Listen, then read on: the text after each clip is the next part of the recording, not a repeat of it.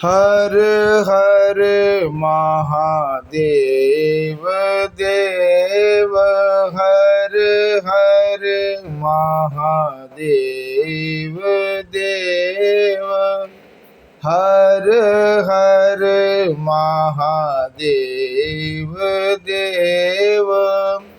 धर्म प्रेमी बंधुओं, श्री शिव महापुराण रुद्र संहिता पार्वती खंड के काज 55वें अध्याय में आप सब सुनेंगे शिव पार्वती तथा बारात विदाई।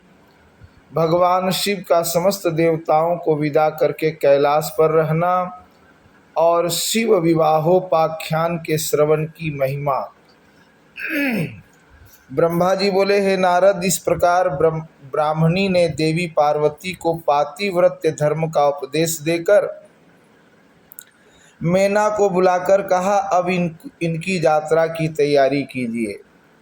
मैना भी तथास्तु कहा और वे प्रेम से विभोर हो गईं। तदंतर धैर्य धारण कर काली को बुलाकर उसके विरह से व्याकुल हो उठी।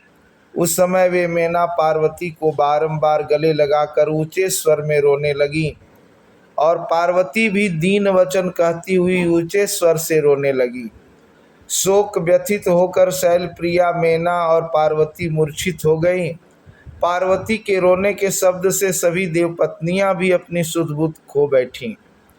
उस समय सभी देव स्त्रियां रोने लगीं तथा चेत हो गईं। विदा होते हुए स्वयं योगीश्वर भी रो पड़े, तब दूसरों की बात क्या, यानी भगवान शंकर भी रो पड़े। इसी समय बड़ी शीघ्रता के साथ हिमालय भी अपने सभी पुत्रों और मंत्रियों तथा अन्य ब्राह्मणों के साथ वहां आ पहुँचे। उस समय हिमालय भी पार्वती को गोद में लेकर मोहवश रोने लगे। हे वत्से, इस घर को शून्य कर तुम कहाँ जा रही हो? इस प्रकार कहकर के वे बारंबार रोने लगे। तब ब्राह्मणों के साथ उनके ज्ञानी तथा श्रेष्ठ पुरोहित ने उन पर कृपा कर अध्यात्म विद्या का उपदेश देकर उन्हें समझाया। महामाया पार्वती ने विदाई के समय माता पिता तथा गुरुजनों को भक्ति पूर्वक प्रणाम किया और वे लोकाचारवश जोर जोर से रोने लगीं। पार्वती के रोने से वहां उपस्थित सभी स्त्रियां, माता, मैना, सगे संबंधी तथा अन्य भी रोने लगे। इस प्रकार पार्वती की माता, सगे संबंधी तथा अन्य स्त्रियां, भाई, पिता तथा सखियां अत्यंत प्रेमवश बार बार रोते रहे। उस समय ब्राह्मणों ने आकर सबको आदर पूर्वक समझाया और कहा कि यात्रा के लिए सुखदायी लग्न वेला आ गई ही है।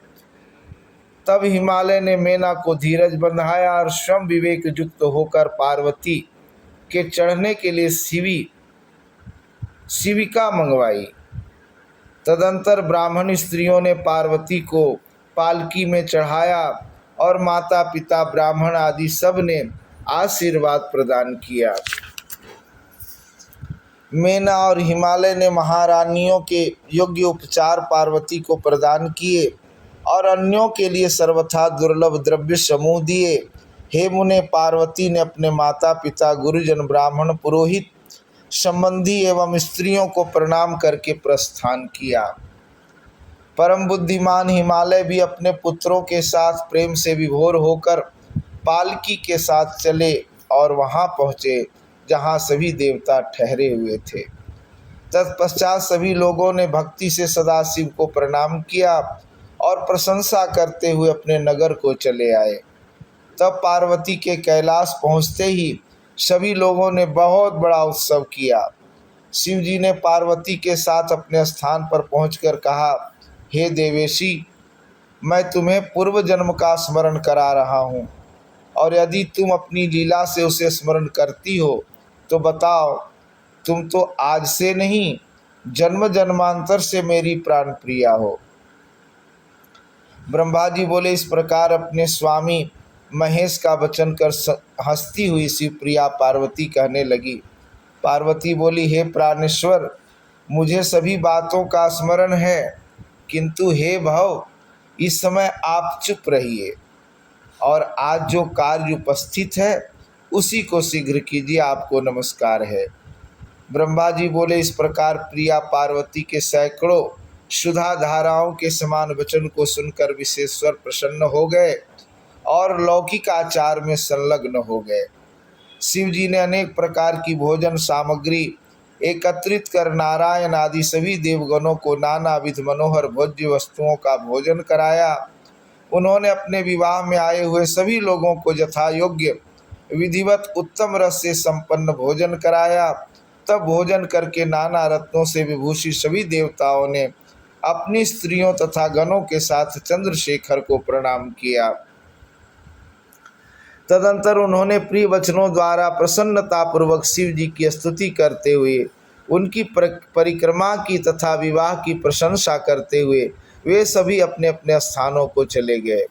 हे मुने, शिव जी ने मुझे तथा विष्णु जी को उसी प्रकार प्रणाम किया जैसे लोकाचार से विष्णु जी कश्यप को प्रणाम करते हैं। मैंने उन्हें गले लगाकर उनको आशीर्वाद दिया। फिर शंकर को परब्रह्म जानकर उनके आगे खड़े होकर मैंने उनकी स्तुति की। उसके पश्चात मैं तथा विष्णु, शिवा और शिव जी को हाथ जोड़कर प्रणाम कर विवाह की प्रशंसा करते हुए अपने अपने स्थानों को चले गए। इधर शिव जी भी पार्वती के साथ आनंद विहार करते हुए अपने निवासभूत कैलाश में रहने लगे और उनके सभी गण आनंद पूर्वक प्रेम से शिव शिवा की आराधना करने लगे। हे तात, इस प्रकार मैंने शिवा और शिव के विवाह का आपसे वर्णन किया। यह विवाह परम मंगलदायक है, शोकनाशक है, आनंददायक है तथा धन एवं आयु की वृद्धि करने वाला है। जो पवित्र होकर शिव जी में मन लगाकर नित्य इस विवाह चरित्र को नियम पूर्वक सुनता है अथवा दूसरों को सुनाता है, वह अवश्य ही शिवलोक को प्राप्त करता है। मेरा कहा हुआ यह आख्यान अद्भुत मंगल का धाम, सभी विघ्नों का नाश करने वाला, समस्त व्याधियों को दूर करने वाला, यश देने वाला, स्वर्ग देने वाला, आयु प्रदान करने वाला, पुत्र पौत्रों को बढ़ाने वाला, सभी कामनाओं को सिद्ध करने वाला, भोग और मोक्ष देने वाला, अपमृत्यु को दूर करने वाला, महाशांति प्रदान करने वाला, कल्याणकारक, समस्त दुस्वप्नों को शांत करने वाला और बुद्धि ज्ञान आदि की वृद्धि करने वाला है। अपने शुभ की इच्छा रखने वाले लोगों को सभी कल्याणकारक उत्सवों में प्रयत्नपूर्वक प्रेम के साथ शिव को संतुष्ट करने वाले इस आख्यान का पाठ करना चाहिए। विशेष रूप से देवता आदि की प्रतिष्ठा के समय शिव के सभी कार्यों के प्रारंभ में प्रेम से इस आख्यान का पाठ करना चाहिए। जो पवित्र होकर शिव शिव के इस चरित्र को सुनता है उसके सभी कार्य सिद्ध हो जाते हैं। यह सत्य है, इसमें संशय नहीं है। इति श्री शिव महापुराणे द्वितीय रुद्र संहितायाम तृतीय पार्वती खंड समाप्तः।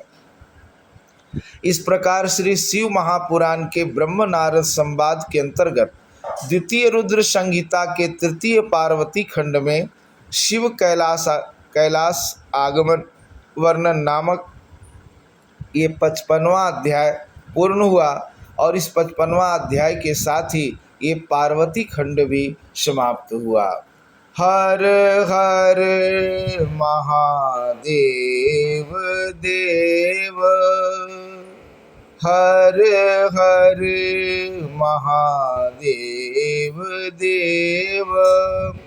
धर्म प्रेमी बंधुओं, कल से प्रारंभ होगा श्री शिव महापुराण के द्वितीय रुद्र संहिता में चतुर्थ कुमार खंड का पहला अध्याय, जिसमें आप सब सुनेंगे कैलाश पर भगवान शिव एवं पार्वती के विहार की कथा। आज के लिए इतना ही। धन्यवाद।